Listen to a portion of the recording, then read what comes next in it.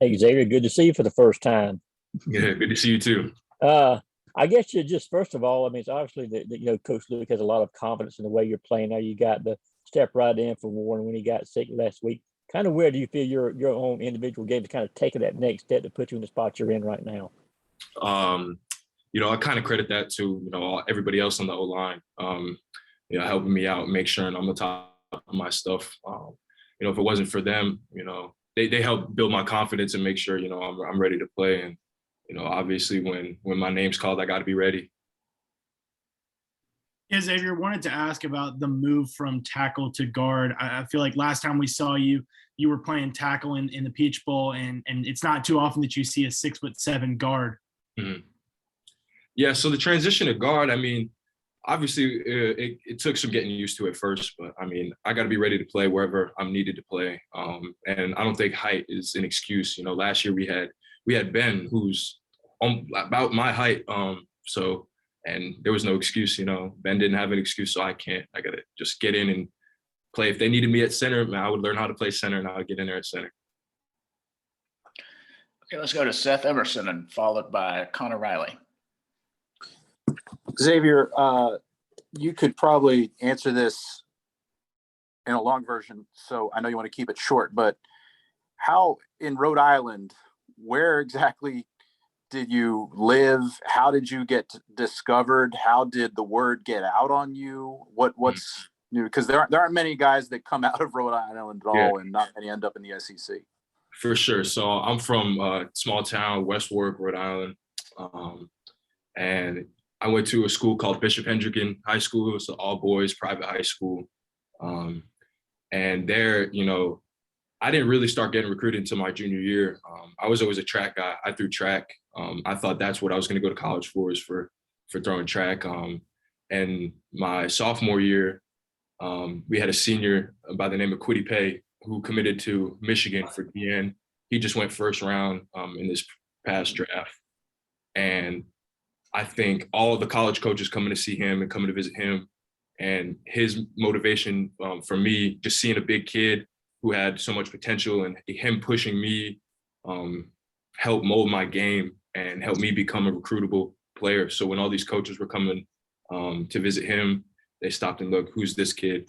And that's when I started building relationships with college coaches, going on visits and getting recruited.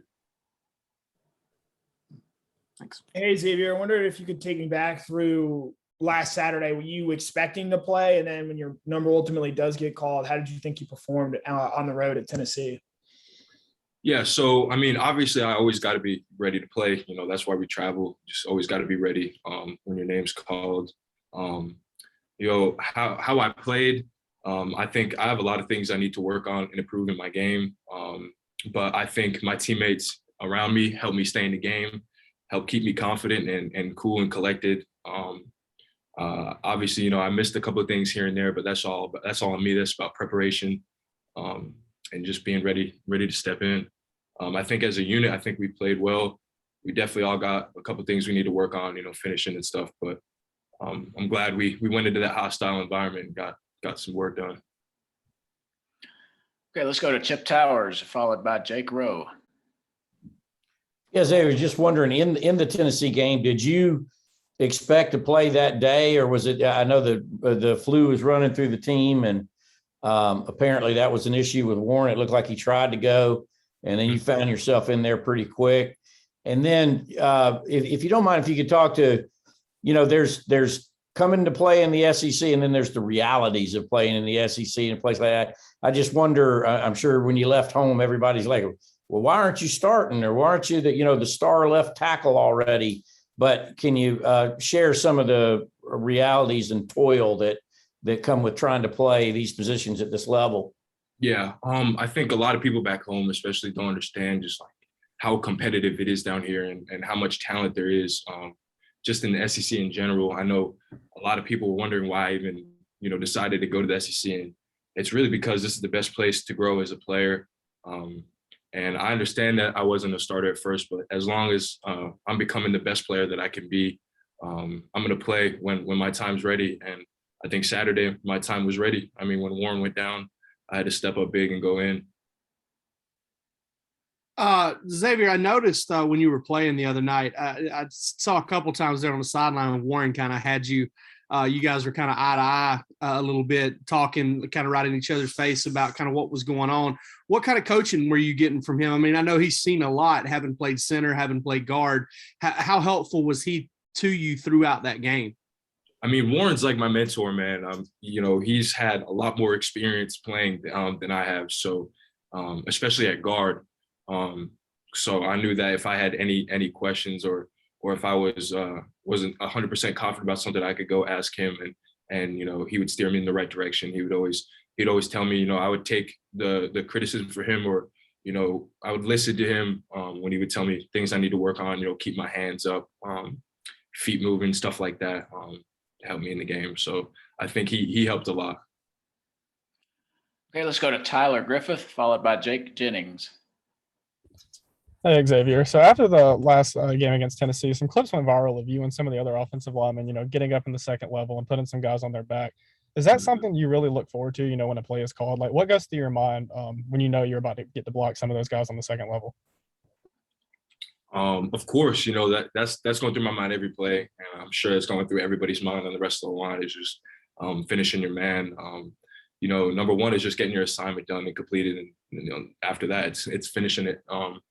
And you know, I always get excited when we get a play where I get to pull or stuff like that. It was my favorite thing to do when I was playing in high school. So I always get excited.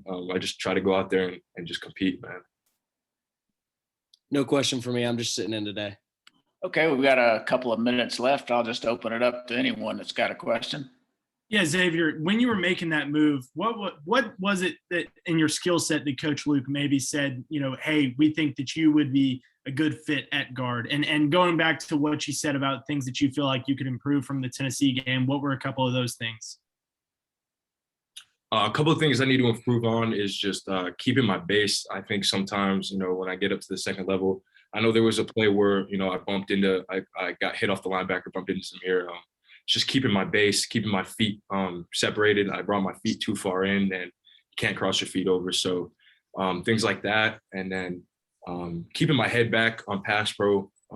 That's something I've been stressing a lot at practice, trying to get better at, trying to improve on. Moving into guard, really, I had never played guard before until this season. And you know, when Tate went down against Clemson, you know, we had lost a guard then, and we needed more versatile players. So, you know, I had to step up. We were going to see who could play guard. I stepped up. I said I could play, and man, I've been at guard ever since.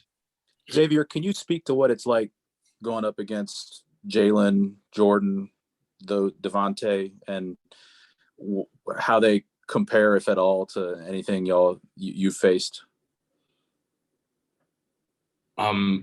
As far as games that I've been in this year, I think we've played a lot of great defenses this year. But I mean, this group of D linemen is just special here, and I think me as well as the other O linemen just getting to day in and day out go against, in my opinion, the best defensive line. In the nation every day. It only makes us better. It only makes everybody better. You know, iron sharpens iron, and JD, Jalen Carter, them some big boys, and I think we make each other better in the end. What's their reason? What's their secret sauce to why they're so good?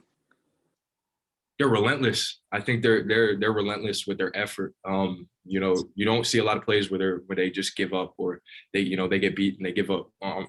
They finish, they cover down at practice, and it all translates to the games, and you can see it. Thanks. Hey, Xavier, in light of the recent viral clip, what is a Kirby Smart halftime speech like, and what is he really saying to you, those guys, before going out there in the second half?